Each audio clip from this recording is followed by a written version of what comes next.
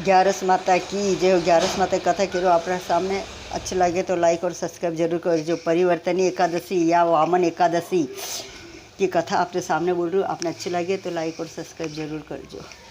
भाद्रपद मास के शुक्ल पक्ष की एकादशी को क्षीर सागर में 4 मास के शयन के मध्य भगवान करवट बदलते हैं। निद्रा मग्न भगवान के करवट परिवर्तन के कारण ही इसका शास्त्रीय नाम परिवर्तन एकादशी, परिवर्तनीय एकादशी है। आज के दिन भगवान के वामन अवतार की पूजा की जाती है। भगवान विष्णु के बोने रूप वामन अवतार की यह पूजा की जाती है। भगवान विष्णु के बोने रूप वामन अवतार की पूजा वाजपेयी यज्ञ के समान फल देने वाली तथा समस्त पापों को नष्ट करने वाली है। वामन भगवान की पूजा के कारण कुछ व्यक्ति इसे वामन एकादशी भी कहते हैं। इसके दूसरे दिन मनाई जाती है वामन जयंती। धर्मराज युधिष्ठिर ने कहा, हे माधव, भाद्रपद मास के शुक्ल पक्ष की एकादशी का नाम विधि विधान तथा महात्म्य विस्तार पूर्वक जानने की मेरी अभिलाषा है। कृपा करके इसके बारे में कुछ बतलाइए। श्री कृष्ण भगवान ने कहा, हे राजन, सब पापों को नष्ट करने वाली और स्वर्ग प्रदायक उत्तम वामन एकादशी का महत्व मैं तुमसे कहता हूँ। ध्यान पूर्वक सुनो। यह एकादशी जयंती एकादशी भी कहलाती है। इसका व्रत करने से वाजपेयी यज्ञ का फल प्राप्त होता है। पापियों के पाप नाश करने के लिए इससे बढ़कर अन्य कोई उपाय नहीं है। जो मनुष्य इस एकादशी के दिन मेरे वामन रूप की पूजा करता है, वह तीनों लोकों की पूजा कर लेता है। मोक्ष की इच्छा रखने वाले मनुष्य इस व्रत को अवश्य करे। जो कमल नयन भगवान का कमल से पूजन करते हैं एवं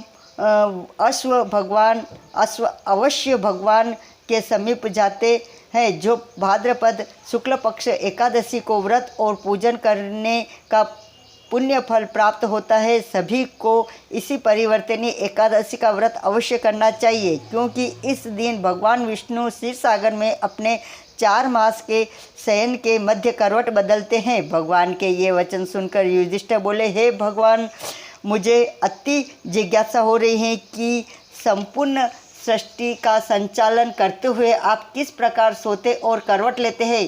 किस प्रकार राजा बलि को आपने वचन में बांधा और वामन रूप रखकर क्या क्या लीलाएं की। आपके करवट बदलने के उपलक्ष्य में हमको क्या करना चाहिए, यह बात आप विस्तार पूर्वक मुझसे कहिए। श्री कृष्ण ने कहा, हे राजन, अब आप सब पापों को नष्ट करने वाली इस कथा को ध्यानपूर्वक सुनिए। त्रेता युग में बलि नामक एक दैत्य मेरा परम भक्त था। अत्यंत दानी, सत्यवादी तथा ब्राह्मणों को सेवक था। यज्ञों के प्रभाव से उसने निंद्रादिक सब देवताओं को जीत लिया। अब तो उसने देवलोक पर अपना अधिपति जमाकर सभी देवताओं को स्वर्ग से भगा दिया और संपूर्ण लोकों का स्वामी बन गया। आकाश, पाताल और पृथ्वी तीनों ही लोक उसके अधीन हो गए। तब देवर्षि सहित इंद्रादि सब देवता भगवान के पास जाकर उनका पूजन और स्तुति करने लगे। उन्होंने राजा बलि के अत्याचारों से मुक्ति दिलाने की भगवान से प्रार्थना की। भगवान ने वामन रूप धारण कर अवतार लिया और तेजस्वी रूप से राजा बलि को पाताल लोक में भेज दिया।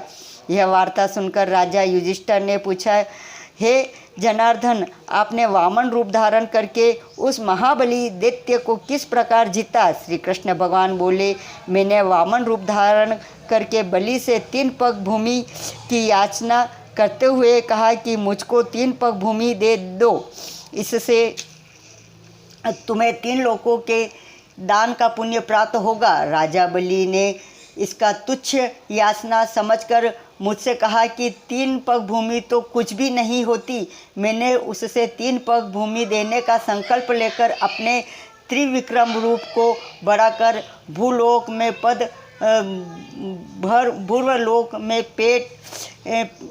पेट, भर्वलोक में पेट, जनलोक में हृदय, यमलोक में कंठ की स्थापना कर सत्यलोक में मुख, उसके ऊपर मस्तक स्थापित किया। सूर्य, चंद्रमा आदि ग्रहों, योग्य नक्षत्र, इंद्रादि देवताओं और शेष आदि सब नागगणों ने विध प्रकार से वेद से प्रार्थना की। 2 पग नापने के बाद मैंने राजा बलि को हाथ पकड़कर कहा, राजन, एक पद से पृथ्वी और दूसरे पद से स्वर्गलोक पूर्ण हो गया, अब तीसरा पैर कहाँ पर रखूं? तब बलि ने अपना सिर झुका दिया और मैंने अपना पैर उसके मस्तक पर रख दिया। इससे मेरा यह भक्त पाताल को चला गया। उसकी विनती और नम्रता को देखकर मैंने कहा, हे बलि, मैं सदैव तुम्हारे निकट ही रहूँगा।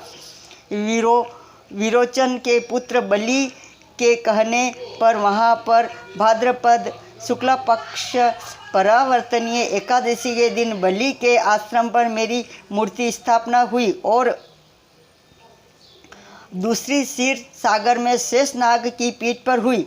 कथा सुनने के पश्चात भगवान श्री कृष्ण ने कहा, हे युधिष्ठिर, इस एकादशी को भगवान शयन करते हुए करवट लेते हैं, इसलिए त्रिलोकी के नाथ विष्णु भगवान को आज विशेष पूजन किया जाता है। उनके निमित्त तांबा, चांदी, चावल और दही का दान उचित है। रात्रि को जागरण अवश्य करना चाहिए। जो इस प्रकार व्रत करते हैं उनका चंद्रमा के समान निर्मल यश संसार में फैलता है। जो पापों को नष्ट करने वाली इस कथा को पढ़ने अथवा सुनने से उनको ही 1000 अश्वमेघ यज्ञों का फल प्राप्त होता है। श्री वामन एकादशी महारानी माता की जय हो। परिवर्तनी एकादशी महारानी माता की जय हो।